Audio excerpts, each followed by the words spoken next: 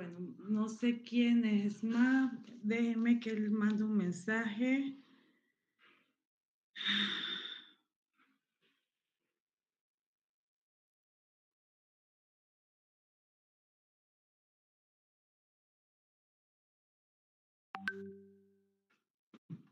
Así evito tener que estar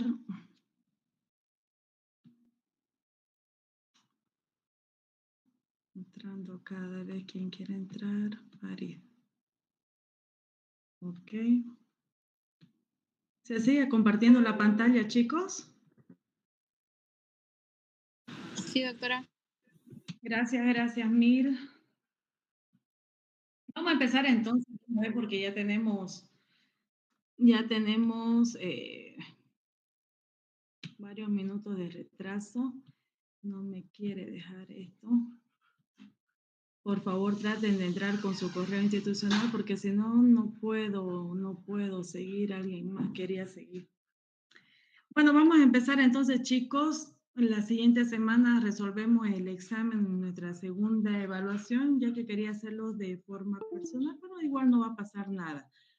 Entramos a esta tercera unidad con lo que son bacilos gram negativos. Toda esta unidad son puros gram negativos, en la mayoría son bacilos rectos, pero también nos vamos a encontrar con aquellos que tienen forma de coma, algunos que tienen forma helicoidal. Entonces, en general, vamos a avanzar puro bacilo. Si en el anterior bloque avanzamos cerca de 19 bacterias, que fue lo que me dijeron lo del paralelo 5, en este bloque son mucho más bacterias aún. Sin embargo, la mayoría de ellos ocasionan casi las mismas enfermedades. Empezamos entonces con las enterobacterias. Las enterobacterias son un grupo grande, grande, grande de bacilos gram negativos y yo podría decirle que son entre las bacterias más encontradas en las infecciones o en la mayoría de las infecciones junto a Staphylococcus y Streptococcus. Entonces estamos hablando de una familia grande, la familia Enterobacteriaceae, es un grupo grande de bacilos gram negativos que a medida que han ido pasando los años han llegado a tener gran importancia clínica, tanto por lo que les mencionaba hace un rato, que se las encuentra muy seguido, y por la resistencia que están habiendo de algunas cepas a varios antibióticos, lo que nos hace utilizar eh, combinaciones de antibióticos para poder eliminar algunas de ellas. Enterobacterias. Vamos a ir viendo entonces que cuando hablamos de estas enterobacterias, estamos hablando de bacterias que su hábitat natural es el intestino, tanto de los humanos como de los animales. Género, tenemos varios géneros, son más de 30, 40 géneros que tenemos. Vamos a hablar de los que son más importantes, de aquellos que sí ustedes se van a encontrar día a día. Le decía más de 30 géneros y más de 100 especies. Sin embargo, menos de 20 son las responsables del 95% de las infecciones. Tengo una lista ahí, ustedes ven varias bacterias y vamos a empezar entonces hablando de las más comunes y seguro que ustedes han escuchado hablar bastante de esta bacteria como es Escherichia coli, nada de chachechichochu, nada de chericha, Escherichia coli. Y ustedes que observan ahora en esta bacteria, vemos flagelos peritrícolas alrededor de ella. Por lo tanto, dentro de sus características generales, vamos a decir que es una bacteria que presenta movilidad. Es un bacilo gram negativo. Vimos la semana pasada en nuestras tensiones GRAM que ustedes mismos realizaron, la diferencia que había entre los bacilos gram positivo y gram negativo cuando lo miramos en el microscopio, ¿no? El bacilo gram negativo es mucho más grande, mucho más grueso. Algunos que presentan esporas se podrían notar con la tensión gran. En el caso de bacilo gran negativo, que en nuestro caso hoy día y toda esta unidad, son bacilos mucho más delgados, mucho más cortos. Hubiese sido lindo poder verlos ahora en práctica para que vuelvan a recordar. De todas maneras, ustedes tienen una foto ahí, pasamos una foto que nos, déjenme recordar, Moara y alguien más mandó algunas fotos donde yo ya fui colocándole los nombres a esa foto de la extinción gram, solo para que ustedes tomen en cuenta cómo es que se nota este bacilo gram negativo bajo el microscopio. No presenta esporas, en el caso de Escherichia coli, no presenta esporas, es el principal anaerobio facultativo que está en el colon humano. Son fermentadores, anoten, todas, sin excepción, todas las enterobacterias fermentan glucosa, todas, sin excepción. En el caso de Escherichia coli fermenta glucosa y lactosa, pero todas sí o sí fermentan glucosa, por eso es que se los llama el grupo de los fermentadores.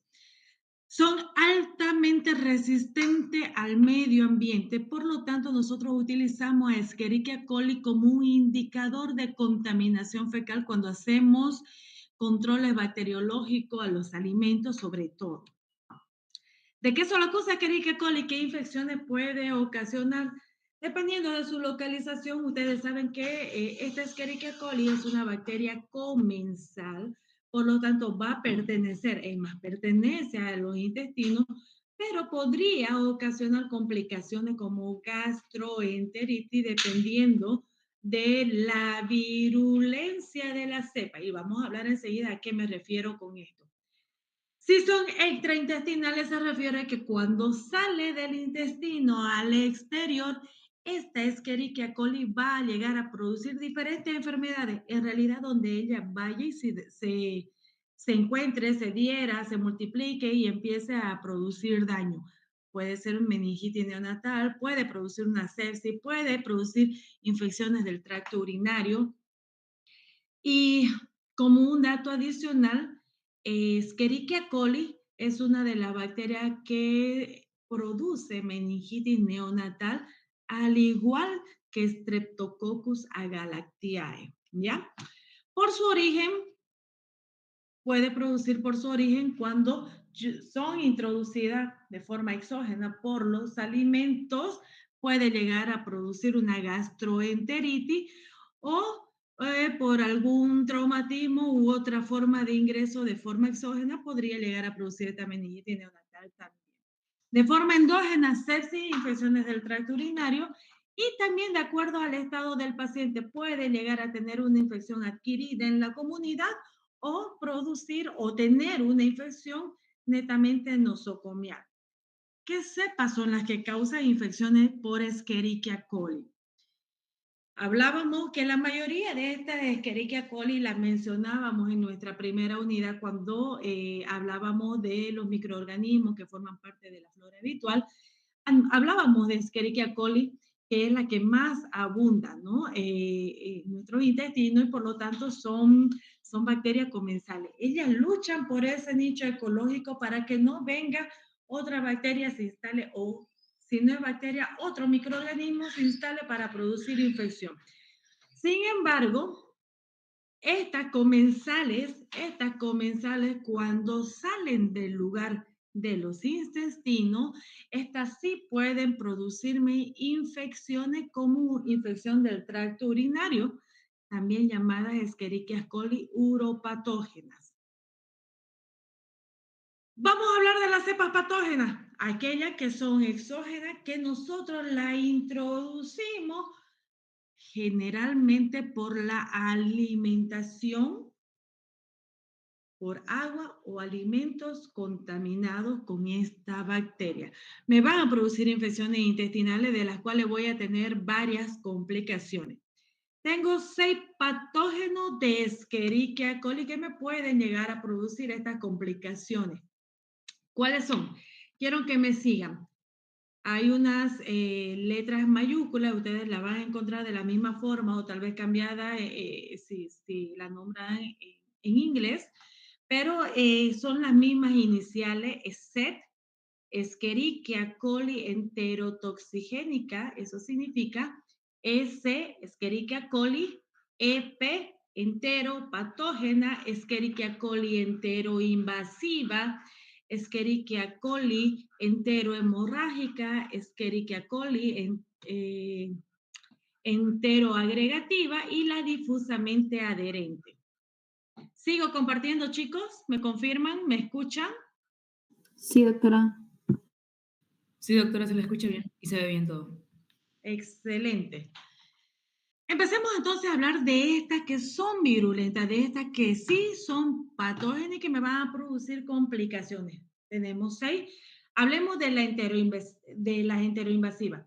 Más allá del el mecanismo de patogenicidad de cualquiera de estas 6, puede ser o invasiva, como este caso, o porque me va a producir algún tipo de toxina. Hablemos de la enteroinvasiva, que por suerte su frecuencia es baja a nivel mundial, va a producir una diarrea en el paciente, que es una diarrea, en primera instancia, va a ser sin presencia de sangre, muy acuosa, y después sí va a haber presencia de sangre, que es a lo que llamamos disentería. La transmisión en cualquiera de estas variedades, de estos 6 patógenos de Escherichia coli, la transmisión va a seguir siendo la misma, oral, por alimentos o agua contaminada. La forma en que me va a producir esta diarrea, esta Escherichia coli enteroinvasiva, si ustedes miran la imagen, se observa cómo esta bacteria se va a replicar.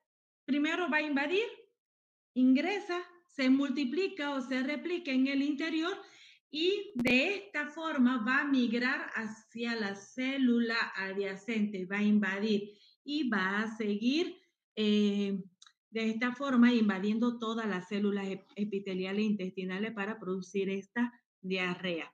Dosis infectiva.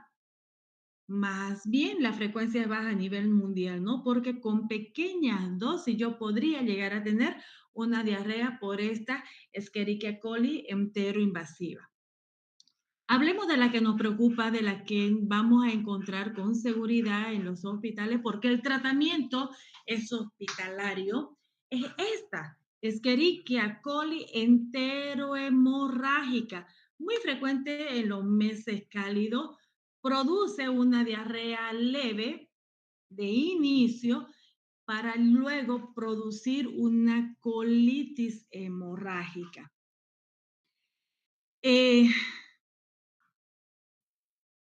Lo complicado acá, esto ustedes lo van a ver en niños pequeños y su complicación más común en los pequeños va a ser el famoso SHU, como lo tienen ustedes ahí en la pantalla, SHU, síndrome hemolítico urémico. Eso es lo que significa SHU. ¿Y cuáles son las características de un paciente con SHU? Sucede que la forma de producir patogenicidad, este tipo de Escherichia coli, la enterohemorrágica, es por la producción de toxina. Sus toxinas son llamadas verotoxina. ¿Y por qué? Ahí está verotoxina 1, verotoxina 2, y es porque va y ataca a las células vero. Por eso es que este síndrome hemolítico urémico se caracteriza por llegar a tener una insuficiencia renal. Como esta bacteria va a ir a atacar a la célula vero renal, entonces va a haber baja producción de la hemoglobina, de los eritrocitos, se van a bajar la plaqueta, ustedes se van a encontrar con un paciente con plaquetopenia o trombocitopenia. Si hablamos de valores de referencia, estamos diciendo que valores de referencia de plaqueta tenemos entre 150.000 a 350.000 o 400.000 en algunos casos. Estamos hablando en estos pacientes de 50.000 plaquetas, de 100.000 plaquetas, pero siempre menor a 100.000 plaquetas, ¿ya? 50.000, 30.000 va a llevar a parte del tratamiento tendrá que ser una transfusión de concentrado de plaqueta para este tipo de paciente con SHU, síndrome hemolítico urémico. Es un paciente que va a tener insuficiencia renal, por lo tanto se le tendrá que realizar una diálisis. ¿Quién me dice que hay insuficiencia renal? Ustedes los van a observar cuando soliciten urea y creatinina. Urea, valores de referencia entre 20 y 45, van a tener urea por arriba de 70, 80, 100. Creatinina, valores de referencia entre 0,7 a 1,6 y 1,7, dependiendo si es varón o mujer. Ustedes van a tener creatininas elevadas, creatininas de 4, de 5, de 6, hemos visto creatininas de 9. Tratamiento para eso, diálisis, no hay otra.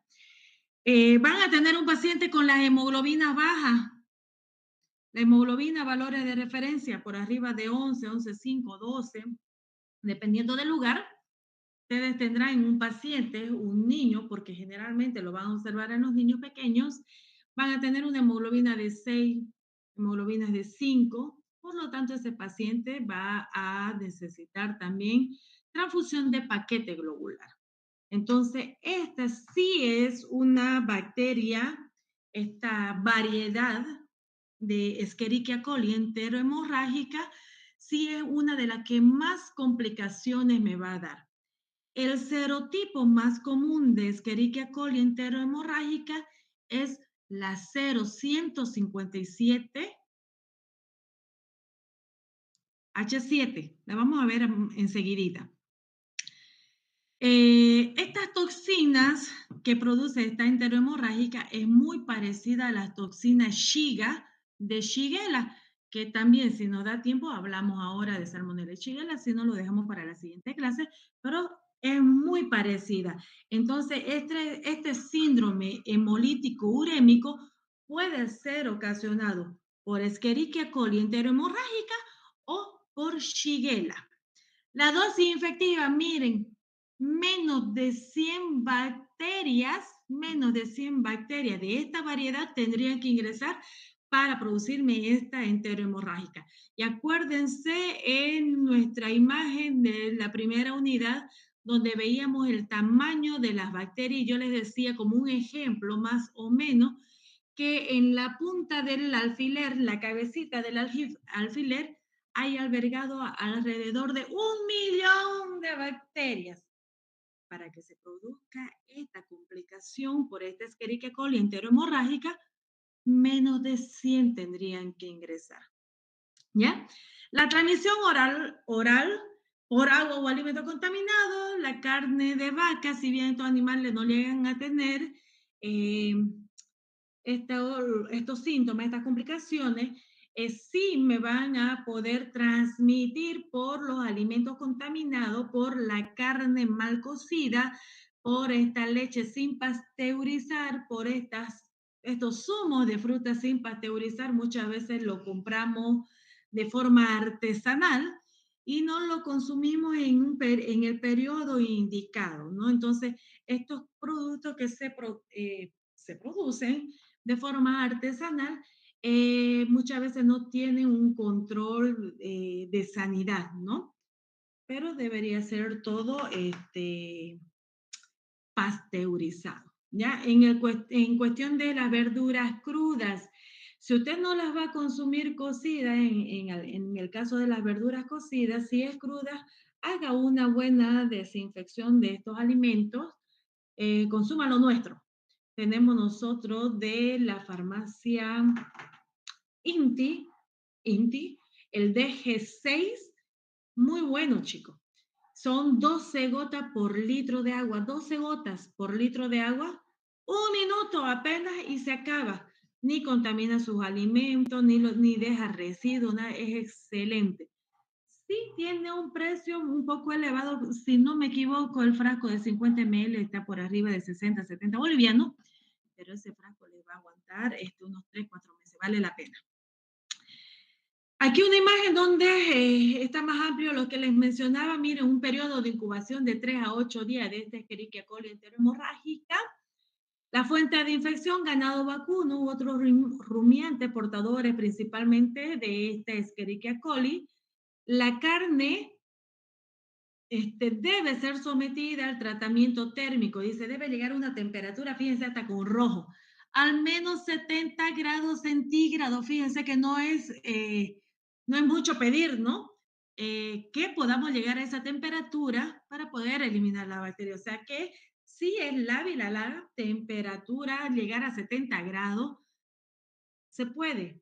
Lo que pasa es que a veces nosotros en nuestra cultura, en comer un churraquito con la carne término medio, tres cuartos, en otro caso hasta casi carne viva, correríamos el riesgo de poder llevarnos este tipo de Escherichia coli, esta enterohemorrágica, que es la que más problemas nos da.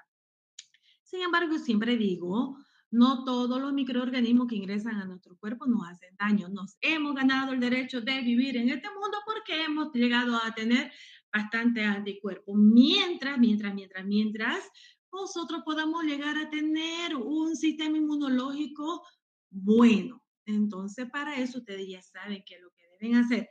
Sin embargo, el personal de salud es el que muchas veces menos cumple esto porque no tiene tiempo, no duerme bien, no hace ejercicio, come donde puede, lo que hay, a la hora que puede. Entonces debemos preocuparnos un poco más en nosotros, en nuestra alimentación, en nuestras condiciones internas, eh, para que nuestro sistema inmunológico sea mejor. Hay una tasa de letalidad que puede llegar hasta el 5% de los pacientes que llegan a tener este síndrome urémico hemolítico o síndrome hemolítico urémico. ¿Ya? Hablemos de otra, la Escherichia coli enterotoxigénica, que es la causa más común de las famosas y llamadas diarrea del viajero, pero también de la diarrea infantil. Esto es porque me va a llegar a producir una de las dos toxinas, la toxina termoestable o la termolábil, cualquiera de las dos. Es muy parecida la toxina termolábil a la toxina producida por Vibrio cólera, que me produce el cólera. Entonces, ya más o menos ustedes tienen que darse cuenta del tipo de diarrea que me puede generar. Son diarreas muy, muy acuosas, pero la variante de las otras dos es que estas no presentan ni sangre ni moco. Y el periodo de incubación es corto, 1 a 2 días máximo, y muchas de las veces con una buena hidratación va a ceder. No es necesario, y voy a recalcar acá, no es necesario tomar antibióticos cuando yo estoy teniendo una diarrea por causa bacteriana. En el caso de Escherichia coli enterotoxigénica, no es la excepción. No necesito tomar antibióticos. Sin embargo, en los casos donde ya haya existencia de fiebre, haya presencia de moco, haya presencia de sangre y sean pacientes, por ejemplo, extremos de la vida, neonatos lactantes o adulto mayor, o pacientes con enfermedades neoplásicas, por ejemplo, sí voy a dar tratamiento con antibióticos. No olviden, no olviden nunca jamás, pero nunca, todo paciente con diarrea, lo primero que usted debe realizar es hacer una hidratación, hidratar a su paciente. ¿Está bien? ¿Y con qué lo van a hidratar? Pregunto al curso, ¿quién responde?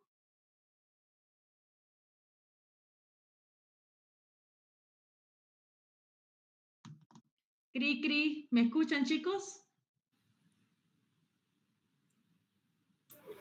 ¿Cuadro fisiológico o sale de Rehidratación, perfecto. ¿Quién me está contestando? Lo voy a tomar en cuenta. Lucana? ¿Quién? Katia Selene Lucana, doctora. Gracias, Elene. Lo tomaré en cuenta en uno de los recuperatorios. Perfecto. Eh, no con agua. No me vayan a tomar agua, no. La hidratación debe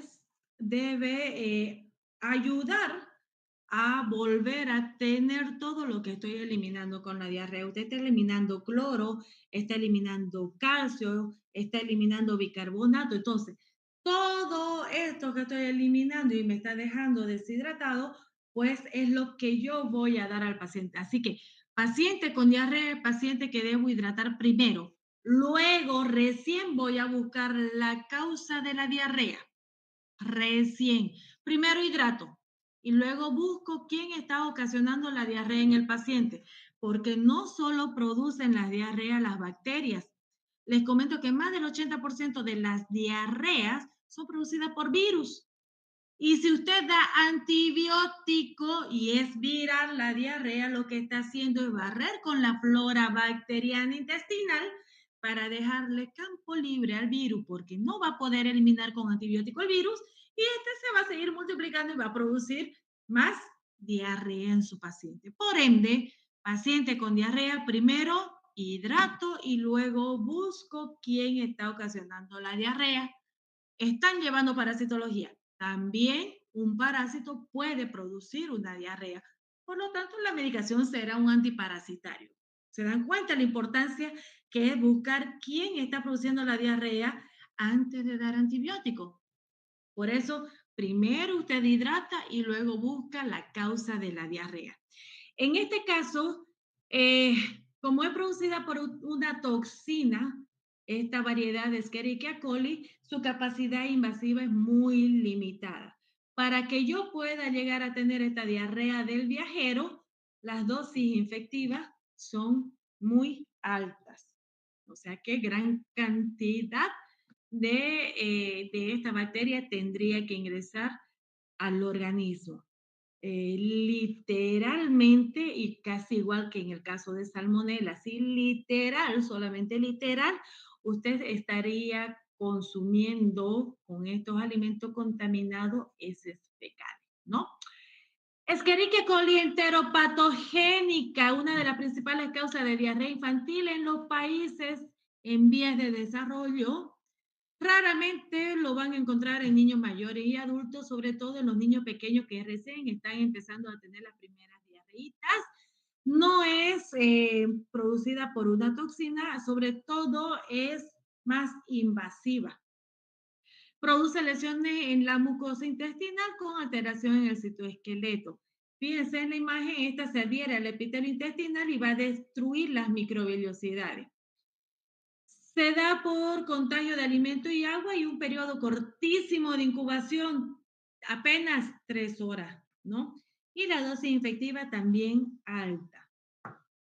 La enteroagregativa o difusamente adherente, ambas casi el mismo mecanismo de patogenicidad tiene, muy parecida a la enterotoxigénica, se adhieren sobre la superficie y van formando como un biofilm, ¿no? Parecen unos ladrillos apilados. Me va a producir unas diarreas que son muy persistentes, mayor a 14 días. Lo bueno es que en todo este periodo no hay presencia de fiebre y también puede ser autolimitado con pura hidratación, ¿ya? Siempre y cuando no se baje mucho mi defensa, ¿no? ¿Qué pasa? Ahora ya terminamos de hablar de aquellas que son patógenas intestinales y que me van a producir estas complicaciones. Ahora hablemos de la Escherichia coli uropatógena, aquella que me producen estas infecciones urinarias.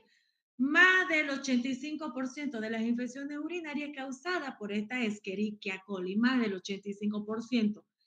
Y otra vez nosotras las mujeres somos las que nos llevamos la flor en tener mayor frecuencia de infecciones urinarias. ¿Y esto por qué?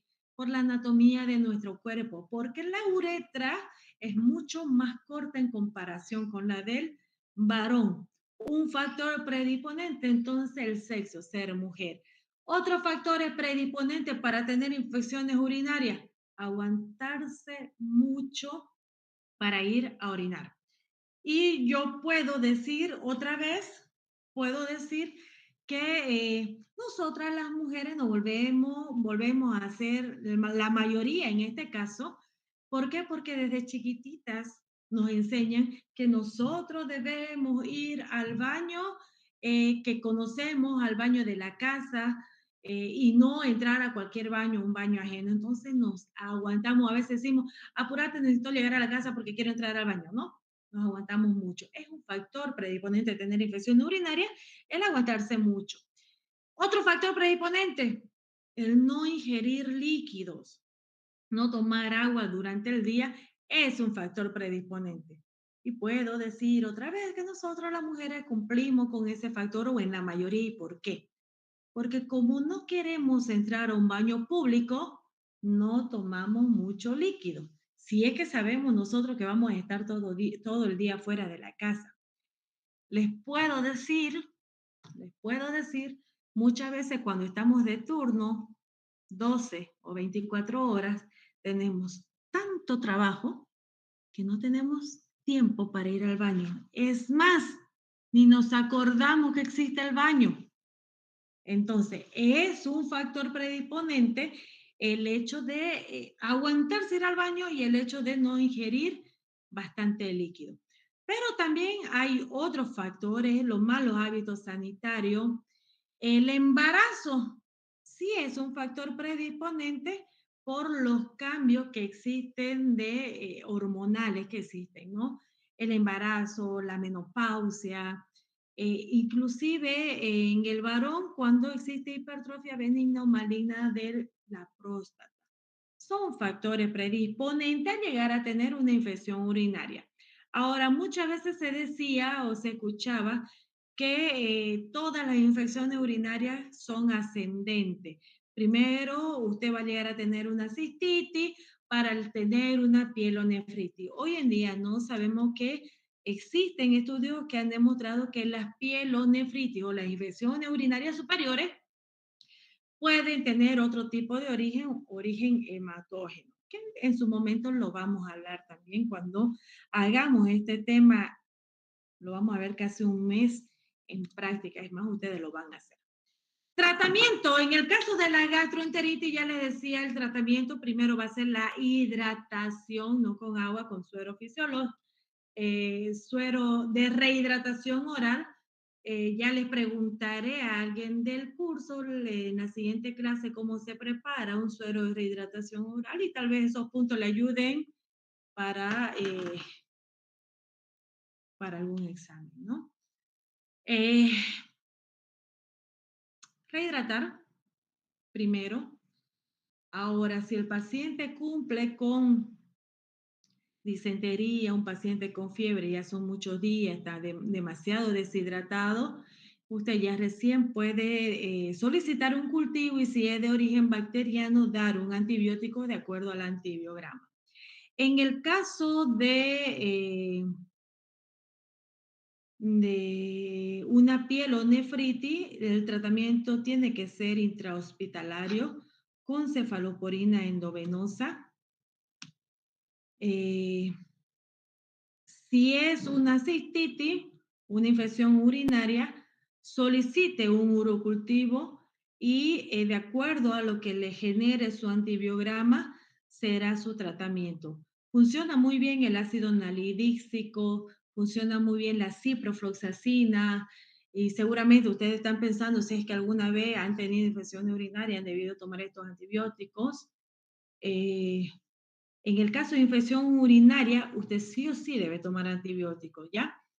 Eh, Funciona muy bien la nitrofurantoína. Todavía tenemos muy buena sensibilidad a la nitrofurantoína, más del 85-90% sensible para Escherichia coli, ¿ya? ¿Qué es la Escherichia coli? La O157H7, esta es la variedad eh, más conocida o la cepa más conocida de esta Escherichia coli enterohemorrágica. Se reportan alrededor de 73,000 casos de este tipo de infección en los Estados Unidos, un país donde hay bastante desarrollo. Si hay algún estudio acá en Bolivia o en Sudamérica, estoy segura que estos casos van a aumentar, duplicar o triplicar tal vez. Y es importante que ustedes conozcan esto. que muchas veces esta bacteria se contamina sobre todo con la carne de vaca molida. Accidentalmente se puede mezclar esta bacteria con esa carne molida o picada. Esta carne con esta cepa, la 0157H7, no tiene mala apariencia, no tiene mal olor, no tiene otro color diferente, se ve completamente normal. Por lo que yo les digo, es importante cocinarlas muy bien y llegar a pasar esos 70 grados. Debe estar cafecito, debe estar bien cocida su carne molida. Otra forma de diseminación es si usted va y nada o bebe agua de río o de una piscina donde esté contaminada con este tipo de bacterias.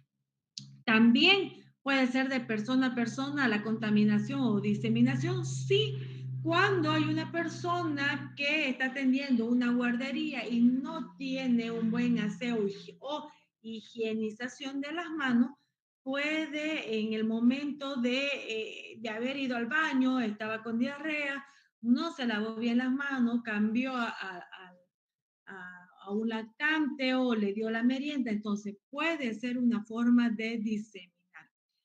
El tomar leche pasteurizada es importante. Ahora nosotros en Santa Cruz nos gusta mucho, ¿cómo se llama esta bebida? Ambrosía, especialmente en las épocas de frío. Las ambrosías a las 4:30, 5 de la mañana, seguramente muchos conocen, ¿no? Cuando se ordeña la vaca directamente, ordeñando directo al vaso con un poquito de azúcar, ¿no? Algunos le echan sin gas y otros directamente. Tiene que tomar en cuenta que usted puede ingerir esta Escherichia coli, ¿ya? Entonces, siempre tratemos de consumir estas bebidas pasteurizadas. ¿Cuáles son los síntomas? Calambres abdominales, diarreas con sangre, también llamadas disentería, o la diarrea sin sangre. Puede haber fiebre o no. Y lo que más nos va a preocupar es este síndrome urémico hemolítico. ¿Ya? Este síndrome hemolítico urémico destruye los glóbulos rojos, que es la hemoglobina, es la encargada de transportar este oxígeno. Los riñones dejan de trabajar. Aproximadamente el 8% de las infecciones puede generar este síndrome. Aquí tienen un dato mucho más completo donde les indica que esta Escherichia coli entero hemorrágica se ingiere por algún alimento o bebida contaminada. Estas toxinas pasan al sistema digestivo y de ahí al flujo sanguíneo. Lo van a depositar ¿dónde? En las células Vero, en las células renales. Por eso es que provocan la destrucción de los glóbulos rojos y plaquetas. Y de ahí ustedes van a tener esta función renal afectada, disminuida. Por eso es que los niveles de uricreatinina se van a elevar, ¿ya? Tratamiento para esto va a depender de lo que se encuentre alterado y consiste en diálisis, consiste en transfusiones de paquetes globulares, en transfusión de concentrados de plaquetas, hasta el 5% de mortalidad a aquellas personas que desarrollen este síndrome. ¿Cómo vamos a prevenir? Primero, cocinando bien los alimentos, especialmente las carnes picadas. Si ustedes o a ustedes les llega una hamburguesa y la ven así rojita o rosada, como se muestra en la imagen, eh, devuélvanla muy educadamente, sí, por favor. Con mucha educación, pidan el favor, no lo hagan de mala manera, de mala forma, ni gritando, porque usted no sabe lo que después, cómo se la devuelven la hamburguesa. Así tienen que pensar, si quieren después le llaman la atención una vez que le hayan traído bien cocida su hamburguesa. Pero antes, amablemente, por favor, eh, eh, colocar gotas de desinfectante. Ya les decía, el DGC es muy bueno, nadie me paga por hacerle propaganda, pero sí, es muy bueno y nosotros le hemos hecho hemos hecho la prueba bacteriológica para eso y fue un tema en medicina social. ¿Cómo también podemos prevenir el buen lavado de manos? Recuerdan, creo que desde la primera clase de práctica y les decía, ¿no? Todo el año lo voy a tener con el buen lavado de manos. Pues sí, el buen lavado de manos me va a evitar poder transmitir, llevar de persona a persona esta bacteria. Lavarse la mano antes y después de preparar los alimentos, pero sobre todo también y muy bien lavado las manos si es que yo estoy con diarrea. Pero si usted está con diarrea, evite preparar alimentos para los demás. Los productos lácteos pasteurizados, los jugos pasteurizados, jugos y sidra pasteurizada. No hace mucho, creo que hace 5 años atrás en Estados Unidos murieron varias personas, 10, 15 personas entre adultos jóvenes y niños. Creo que había mujeres embarazadas también, donde habían consumido unas sidras que no era una sidra, como son, hay ciertos lugares como pueblos pequeños, en ese lugar producían estas sidras de manzana y no llegaban a la parte de pasteurización, era más de forma artesanal, pero llegaron a la conclusión que de ahí fue porque le hicieron análisis y salió esta bacteria, pero estas bebidas estaban contaminadas con ese de venado de la zona. Entonces, siempre mejor pasteurizar este tipo de bebidas, ¿no? Cualquier tipo de bebida que haya sido envasado y sea más de tipo artesanal, ¿ya?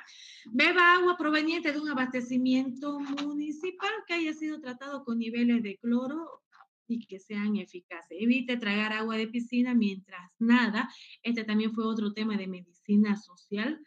No tuvimos tanta Escherichia coli, si no me equivoco, fue la segunda bacteria más predominante en las piscinas no eran municipales, piscinas públicas hicimos.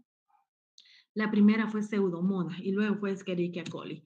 De todas maneras, lávese la mano antes y después de salir del baño y las personas con diarrea no deben nadar en piscinas públicas, no deben bañarse con otros niños si es que están como ven en la imagen, no deben preparar comidas para otros, ¿ya? Ya sonando mi alarma, chicos, no tenemos tiempo si todavía. Klebsiella, Klebsiella. Este es otro bacilo gram negativo, como ustedes ven en la imagen. A diferencia de Escherichia coli, no se ven flagelo, por lo tanto, motilidad negativa.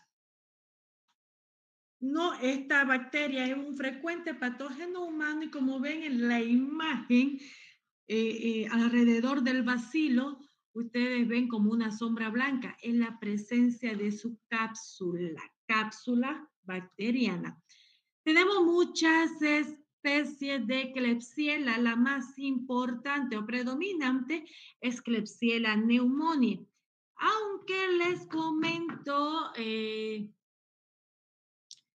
Klebsiella oxytoca, que la tenemos en la parte izquierda, es otra de las bacterias que está apareciendo comúnmente. Este tipo de bacteria, Klebsiella pneumoniae, son bacterias que producen infecciones oportunistas, producen infecciones nosocomiales. Pregunta de examen. Puedo preguntarles en el examen, mencione 2 bacterias que producen infecciones nosocomiales o infecciones intrahospitalarias o infecciones en pacientes y que son oportunistas, ¿no? Por ejemplo, esta bacteria, le decía, mucho parecía Klebsiella pneumoniae. Hoy también tenemos Klebsiella oxytoca, esta otra especie de Klebsiella, produciendo lo mismo, la misma característica o el mismo tipo de infección que Klebsiella pneumoniae. Es una bacteria aerobia, es una gram negativa, quimiorganotrofa. Ven en la imagen, nosotros la encontramos, la pueden ver en un agar sangre, un agar maconque. Si con el asa bacteriológica la tocamos, son muy mucoides. Recuerden la bacteria que vimos en práctica, la Streptococcus pneumoniae, que también presenta cápsulas, ¿se acuerdan que eran grandes y mucosas? Muy parecida a Klebsiella pneumoniae. Y en general, todas las bacterias que presentan cápsula presentan colonias grandes y mucoides, para que no se olviden. Esta bacteria sí se localiza, es una enterobacteria, está en el tracto digestivo de humanos, animales, pero también la podemos encontrar en el suelo, agua, en el tracto respiratorio. Esta Klebsiella pneumoniae está implicada especialmente en infecciones nosocomiales, me va a producir infección en el tracto urinario. Después de Escherichia coli, la siguiente bacteria que me puede llegar a producir infección del tracto urinario o infección urinaria es esta, Klebsiella pneumoniae. Neumonía, lo dice el nombre de la especie, sepsis, infecciones en tejido blando, infecciones en herida quirúrgica. Esta bacteria, al ser producir infecciones hospitalarias, va a buscar a aquellos donde, como son oportunistas, va a buscar a aquel paciente que tiene la defensa mucho más baja. Por lo tanto, busca a aquellos pacientes que se encuentran mucho más tiempo internados. Aquellos que se encuentran en unidades de terapia intermedia, unidades de terapia intensiva, pacientes neoplásicos, pacientes neonatos, pacientes con diabetes mellitus. Entonces, es una bacteria oportunista. Uno, es una bacteria que produce infección intrahospitalaria. Dos, y cuando yo hablo de infección intrahospitalaria o infecciones nosocomiales, estamos hablando de multiresistencia, donde yo debo utilizar más de un antibiótico o antibiótico de amplio espectro para poder eliminar. Causa alrededor del 1% de las neumonías bacterianas y puede causar condensación hemorrágica extensa del pulmón. Un pulmón tiene menos aire, ¿ya? Entonces está más lleno de pus, de líquido. El diagnóstico comienza por la parte clínica. Ustedes van a ver a un paciente con la frecuencia respiratoria acelerada, y un paciente cianótico que se pone de color azul porque no está llegando la cantidad de oxígeno necesario. Tal vez ustedes van a necesitar apoyarse con radiografía. Sin embargo, es necesario tomar una muestra de esta secreción del tracto respiratorio superior, si es que están sospechando que viene de ahí la infección. Toman la muestra, solicitan un cultivo y este sería mi diagnóstico definitivo. Tratamiento, como les mencionaba, es altamente resistente. Es más, Klebsiella pneumoniae nace siendo resistente a todas las ampicilinas. Yo necesito hacer una asociación de antibióticos para poder eliminarla. Tenemos una propuesta, cefalosporina de tercera generación unido a un aminoglucósido, una cefotaxima o ceftriaxona unida a una gentamicina. Hablemos de Serratia marcescens. Esta es una bacteria que crece así como ustedes ven, formando colonias rojas porque produce una pigmentación. Sí es cierto, esta bacteria, esta Serratia, es ahora una enterobacteria. ¿Por qué digo es ahora? Porque antes se decía que pertenecía a la familia de las Yersinia. Ahora ya hay un consenso donde esta bacteria pertenece a la familia de las enterobacterias, pero, no forma parte habitual de los intestinos, ni de los humanos, ni de los animales. Esta bacteria sobre todo está ubicada en la naturaleza o en los lugares donde hay bastante humedad, bastante humedad. Es una bacteria que también me produce infecciones nosocomiales, la segunda que les estoy nombrando ahora, que produce infecciones nosocomiales e intrahospitalarias, ¿no? Es una bacteria que tiene motilidad positiva y es peligroso para el hombre porque sí o sí es patógena para él. Lo podemos encontrar en las letrinas, en los baños, eh, eh, eh, en las rejillas de las duchas, de los baños, pero esta va a ir a producir sobre todo en estos pacientes que están con las defensas bajas. Lo bueno es que si yo hago un buen aseo, una buena desinfección con lavandina, lejía u otro desinfectante, voy a poder eliminar a esta bacteria. Puede provocar conjuntivitis, queratitis, infecciones en las heridas, infecciones en riñones, en vía urinaria, así como infecciones respiratorias, meningitis, endocarditis. Entonces, donde ella llegue va a producir daño. Afecta especialmente a estos pacientes hospitalizados que tienen la inmunidad baja y, por ejemplo, como el que ven en la imagen está asistido por un ventilador mecánico, generando de por sí una zona húmeda, ¿no? ¿Y dónde la vamos a encontrar esta bacteria? En los lugares donde hay bastante humedad. Si yo entré al baño, este baño estaba sucio, no me lavé bien las manos, fui tocar, o sea, puede ser de mil y una forma que pueda llegar esta bacteria a ese lugar. Tratamiento, igual que Klebsiella, es muy resistente a los antibióticos, a muchos de ellos. Tengo que hacer una combinación, una sinergia para poder eliminar la infección y podemos utilizar el mismo tratamiento que Klebsiella. Eh, Cefalosporina de tercera generación con un aminoglucósido. También podemos utilizar trimetoprim sulfametosacina, podemos utilizar la ciprofloxacina, podemos utilizar imipenem, que son ya antibióticos de mayor espectro. Hablemos para terminar con el último género, Proteus. Y la vemos llena de flagelos, pues sí, es una bacteria que tiene bastante flagelos peritricos, bastante motilidad. Son oxidasa negativa, ureasa positiva, son responsables de muchas infecciones, especialmente de tracto urinario, es donde más la vamos a encontrar.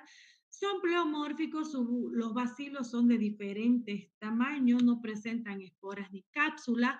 Su hábitat, sí o sí, tracto intestinal del hombre y animal. Sale de ese lugar y produce infección. Tenemos varias especies, a 5, Mirabilis, Morgani, Pegneris, Redgeri, Vulgaris, se lo deben aprender, especialmente estos tres, las que son oportunistas para el hombre, que causan infecciones oportunistas en el hombre, Vulgaris, Mirabilis y Pegneris. De estas generalmente causan infecciones urinarias, pero de estas, tres Mirabilis es la que en su mayoría de ellas es la que más se va a aislar. ¿Qué infecciones me va a producir aparte de estas infecciones urinarias? Enteritis en los niños, abscesos hepáticos, meningitis, otitis media, neumonía. Les cuento que les gusta mucho invadir a los pacientes quemados. Eh, Como tiene tanto flagelo, es más fácil que él invada, ¿no? Eh, Cuando se saca la venda del paciente quemado, esta secreción que ha formado muchas veces se ve como un hollín, como el hollín. No sé si conocen el hollín como, como cuando ustedes, a ver otro ejemplo, cuando ustedes tajan su lápiz, cae eso de color oscuro, ese carbón, así se ve en las secreciones de un paciente quemado y esto como que ya es una pauta de darnos cuenta que estamos enfrente de una infección de estas secreciones de estos pacientes por Proteus, ¿no? Es también una bacteria que produce infecciones nosocomiales, la tercera que les estoy mencionando. Proteus mirabilis es facultativamente anaeróbico, muestra aglutinación, motilidad positiva, ya lo habían visto ustedes por los flagelos peritricos y esta es responsable del 90% de todas las infecciones del género Proteus. Una muestra de orina alcalina es un posible signo de Proteus mirabilis. Si ustedes al tener el resultado de su examen general de orina le muestran que el pH está elevado, sospechen que puede tener el paciente una infección por Proteus. Y algo muy característico también de esta bacteria es el olor. Cuando nosotros lo cultivamos en el laboratorio, tiene un olor muy característico.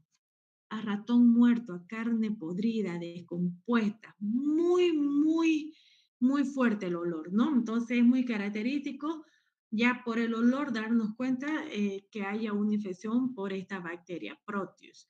Proteus mirabilis es susceptible a muchos antibióticos como la tetraciclina, pero también son resistentes como los que habíamos mencionado a producir infecciones nosocomiales a todas las que son penicilina y las cefalosporinas de primera y segunda generación sobre todo. ¿Ya? Creo que terminamos.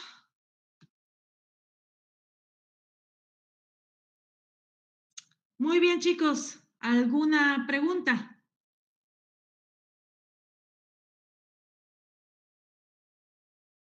Por favor, no me da tiempo ahora de llamar la asistencia. No se salgan todavía. Y en los mensajes de la llamada coloquen sus nombres, por favor. Moara, dígame.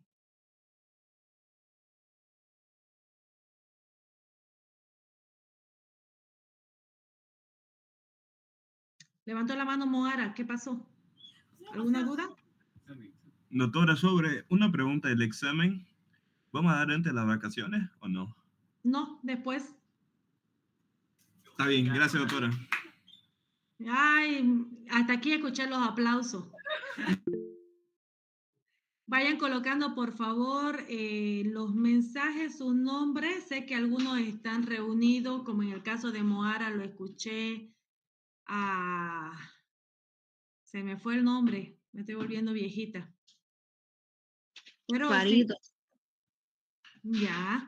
Los que estén reunidos, por favor, manden su nombre y yo después lo verifico. ¿Ok? Un abrazo para todos. Nos vemos en la siguiente clase. La siguiente semana tenemos feriado, así que, bueno, nos vemos para la siguiente. ¿Ya? Hasta luego, doctora. Hasta luego. ¿Están Luego, no? doctora. Vaya, Luego. ahora sí. Qué bien verlos, chicos, por lo menos un rato.